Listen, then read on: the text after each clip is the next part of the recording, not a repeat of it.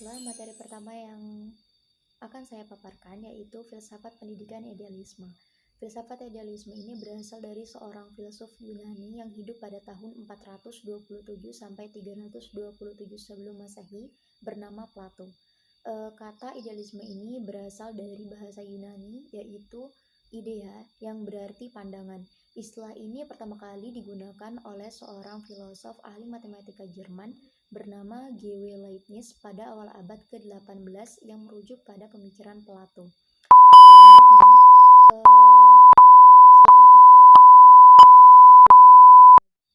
Selain itu, idealisme juga digunakan sebagai nama-nama untuk teori tentang ide-ide arketip dan doktrin epistemologis René Descartes dan juga John Locke yang menyatakan bahwa ide di dalam doktrin ini berarti objek pemahaman manusia bersifat subjektif dan dimiliki secara pribadi. Dan ternyata, kata idealisme ini semakin populer ketika digunakan oleh Immanuel Kant yang menyatakan bahwa teori pengetahuannya sebagai idealisme kritis atau idealisme transendental. Kemudian ada beberapa tokoh aliran filsafat idealisme. Secara historis, Plato merupakan salah satu tokoh filsafat Yunani kuno yang mempunyai pengaruh kuat dalam ilmu pengetahuan. Ia juga dianggap sebagai pelopor idealisme yang mengagungkan nilai pengetahuan dan keadilan. Selain itu juga ada beberapa aliran idealisme filosofis yang turut menorehkan pengaruhnya di bidang pemikiran dan pendidikan. Di antaranya adalah idealisme Jerman yang ditandai oleh 3 tahap perkembangan dalam pemikiran sosok 3 filosof. Yang tahap pertama yaitu J.G. Fichte yang berpandangan bahwa idealisme itu subjektif. Kemudian tahap selanjutnya itu V.W.J. Schelling yang berpendapat bahwa idealisme itu objektif. Dan puncaknya idealisme Jerman tercapai di tangan J.W.F. Hegel yang pemikirannya disebut sebagai idealisme absolut, di mana dalam hal ini dijadikan sebagai hasil sintesis dari idealisme subjektif dan objektif. Aliran idealisme itu sendiri merupakan aliran yang mempunyai pandangan bahwa segala hal itu berasal dari ide, dengan artian idealisme lebih menekankan akal dibandingkan materi. Selanjutnya, konsep umum filsafat idealisme itu ada 3 macam. Yang pertama metafisika, di mana cabang filsafat ini mempelajari hakikat realitas, yaitu segala hal yang nyata dan seluruhnya. Kemudian yang kedua itu epistemologi, di mana cabang filsafat ini menjelaskan tentang hakikat pengetahuan, di mana pengetahuan tersebut diperoleh dari hasil berpikir. Dan yang terakhir ada aksiologi, yaitu merupakan cabang filsafat yang menjelaskan tentang hakikat nilai. Kemudian ada konsep pendidikan menurut aliran idealisme, yaitu menurut para filsuf idealisme pendidikan bertujuan untuk membantu perkembangan pemikiran dari diri pribadi siswa itu sendiri. Mengingat bakat manusia itu berbeda-beda, maka tentunya pendidikan yang diberikan pun harus sesuai dengan bakatnya masing-masing. Sedangkan kurikulum pendidikan idealisme itu berisikan pendidikan liberal dan pendidikan vokasional. Pendidikan liberal yang dimaksud yaitu pendidikan yang mampu untuk pengembangan dalam rasional dan moral, sedangkan pendidikan vokasional itu adalah pengembangan kemampuan dalam kehidupan atau pekerjaan.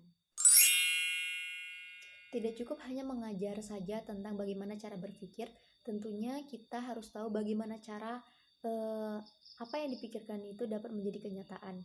Dan tentunya dengan metode mengajar hendaknya dapat mendorong siswa itu untuk dapat berpikir reflektif, logis, dan dapat meningkatkan minat belajar siswa itu sendiri. Kemudian para filsuf idealisme juga mempunyai harapan yang tinggi kepada para guru, di mana guru tersebut harus memiliki keunggulan baik secara moral maupun intelektual.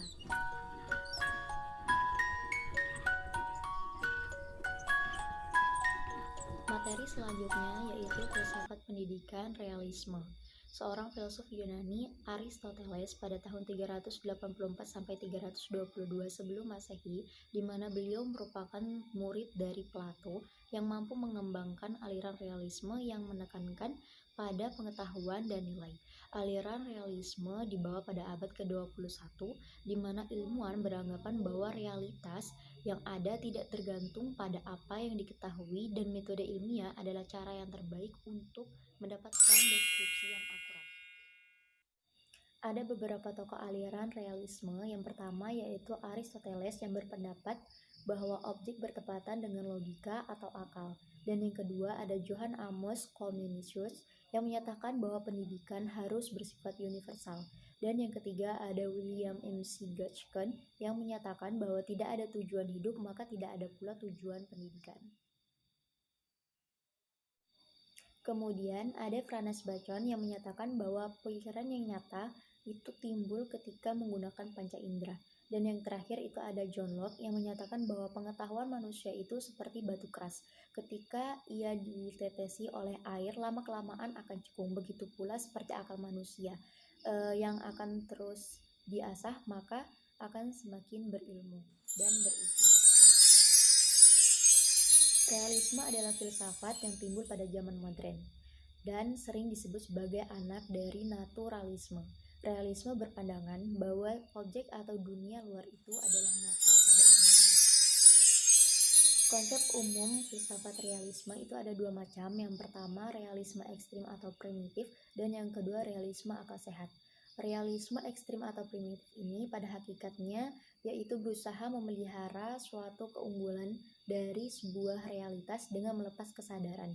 Dengan artian persepsi tergantung pada konteks visual. Sedangkan realisme akal sehat yaitu objek yang hayalan tidak berdiri sendiri, tetapi berasal dari pemikiran manusia itu sendiri.